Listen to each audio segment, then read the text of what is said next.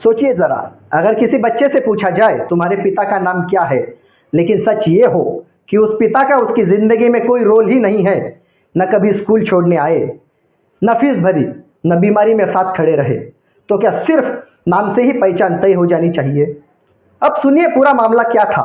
हाल ही में Bombay high court की Aurangabad bench के सामने एक केस आया। एक नाबालिग बच्ची थी, स्कूल रिकॉर्ड में पिता का नाम दर्ज था, जाति भी उसी आधार पर लिखी गई थी, लेकिन असली कहानी कुछ और थी। बच्ची पूरी तरह अपनी माँ के साथ रहती थी।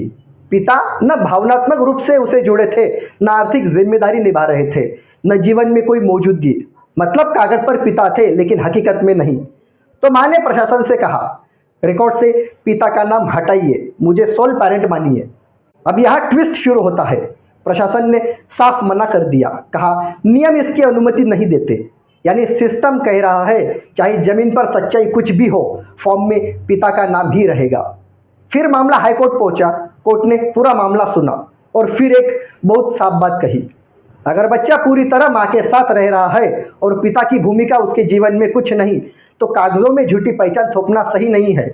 कोर्ट ने कहा सिंगल मदर भी एक कंप्लेंट पेरेंट है। फिर क्या हुआ? कोर्ट ने आदेश दिया, स्कूल रिकॉर्ड से पिता का नाम हटेगा, माँ को सोल पेरेंट माना जाएगा और जाति प्रमाण पत्र भी माँ के आधार पर बनेगा।